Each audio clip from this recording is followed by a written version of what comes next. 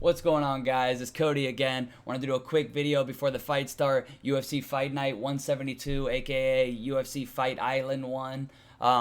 If you missed my video last week, we did pretty good. We went 5 for 5. Actually, let's be real, we killed it. We went 5 for 5, 400 put up for a 1500 takeout. Had 2 side bets, won both of those. Won DraftKings. It was a good week. I wish they could all be like that.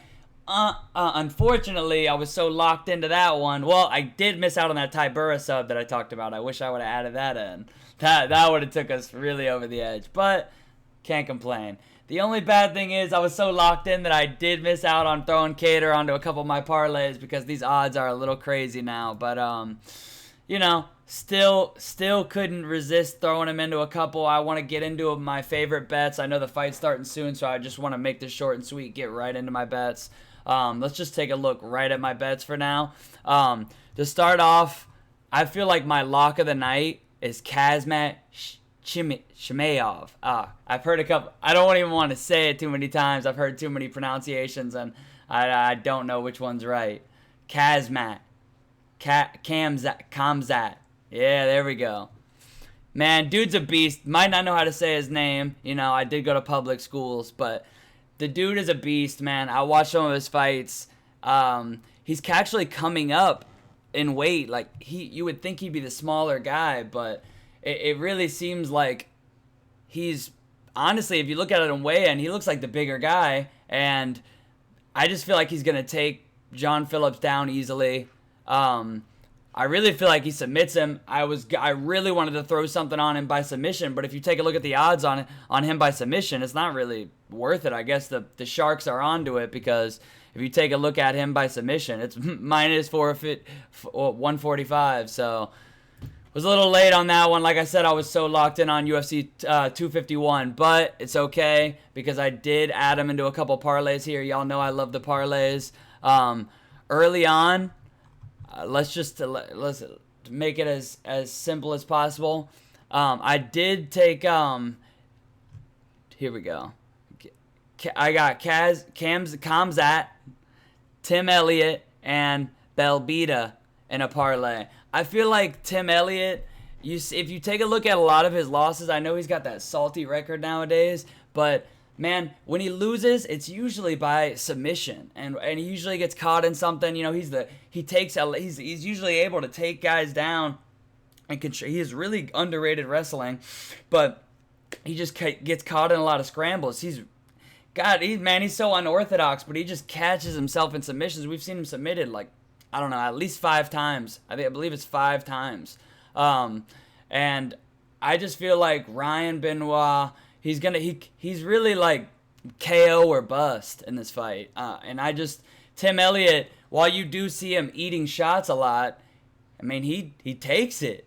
You don't really see him getting finished by strikes. So I see that as a really Ryan's only chance to victory, and I just don't see that happening. So I wanted to throw Tim and Belbita in here with a quick parlay with my lock of the night, because I'm not going to play them in any other plays.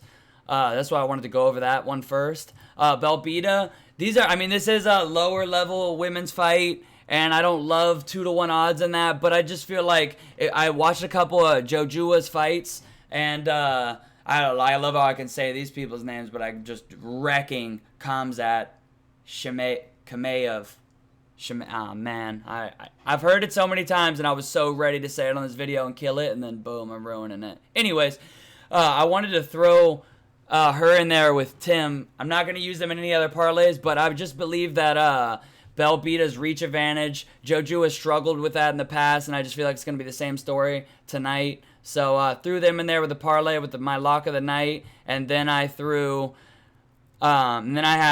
the same Kamzat again, and then I got Molly McCann against Talia Santos. I really feel like Molly, while that her style isn't gonna translate maybe at the highest of levels, I just don't see, besides Santos' ability to stay long with those kicks, I feel like when she gets smothered by a style like Molly, I just feel like Molly easily wins two rounds. takes her to a decision. If you notice that weigh-in, I try not to look into this too much, but Molly looks locked in. Not just because she got back into her face. I just liked her energy. She seems confident. I feel like she's going to press her. She's not going to care about those kicks. She's going to just continue moving forward. I feel like she wins the fight 7-8 times out of 10. Or, I mean, 7-8 times out of 10. Throw her on there.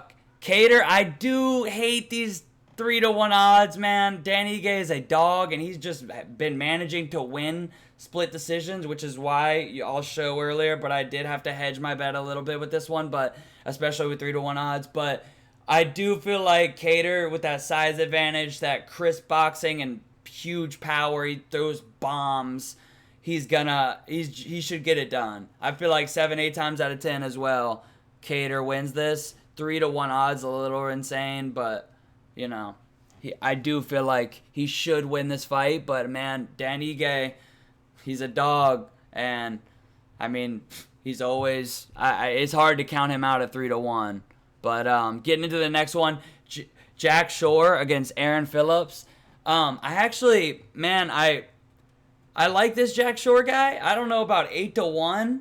I watched a couple of his fights. Man, he's a beast. I get into why I made another bet here. He's not really someone who comes in and is just going to overwhelm his opponent. I mean, it's kind of a giveaway if you look at his build. That's why I also threw him on here to win in round 3 at plus 900 odds. Because I really feel like, and I might sprinkle a little something on round 2 as well. I think it's like 450 odds, 450. I feel like the only reason it's so high for round 3 is because, I mean, the odds are so high. People just think he's going to go in there and blow the doors off of him, but that's not really his style. And Aaron Phillips looks locked in, loaded. He's a bigger guy, probably he's at least got, he's got that explosive style. I don't see Jack Shore just running through him. I think he's going to take his time. He's going to be smart enough to know that, he doesn't want to lose that especially when, I would hope he's not looking at these odds, but, if he's a smart man, he takes Aaron to the 2nd and 3rd round, and I could see a submission late. I could see maybe a TKO if he mounts the guy, but most likely a submission. That's why I was willing to take those plus 900 odds. But, I feel like Jack gets it done. Plus 800 odds is absolutely insane. But, I just don't really see Aaron Phillips winning this fight. So, I was willing to take it. Moving on. This is a little juicy one of the night. We killed our last 6-man parlay last week. Let's see if we can do it again. I got my boy Kamzat again. I got Cater. I got Molly. I got Jack for the reasons I mentioned earlier. And I got Tim Elliott. That's going to be those 4 here. These I'm pretty damn confident in. Tim Elliott, he should get it done. It's a little, especially with those odds. I could have jumped on him even, or he was actually at like minus 110 or minus 120 at one point. I was a little late on that, but then I took Jimmy Rivera and Coty Stammen to go the distance.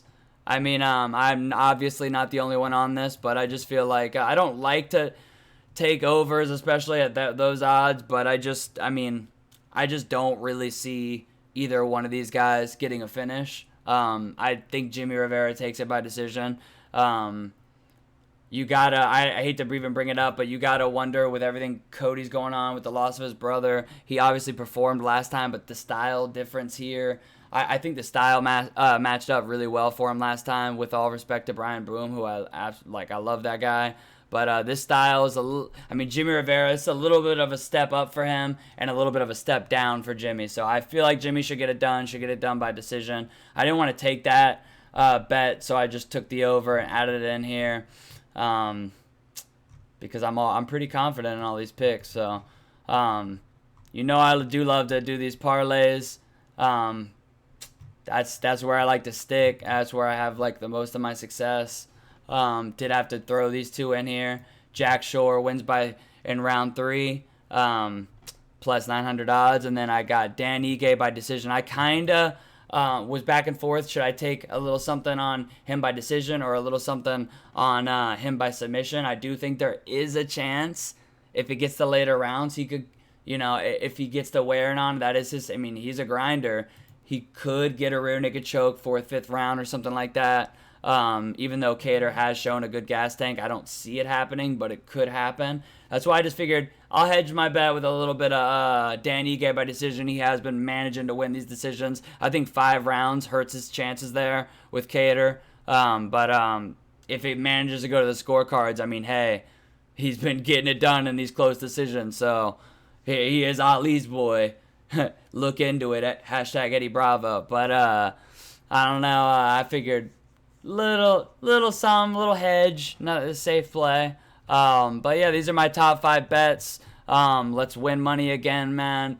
I hope that. Hey, shout out to everybody who sent me a message on Twitch or Twitter, letting me know that you used some of the bets from last week and joined in on some of the free cash.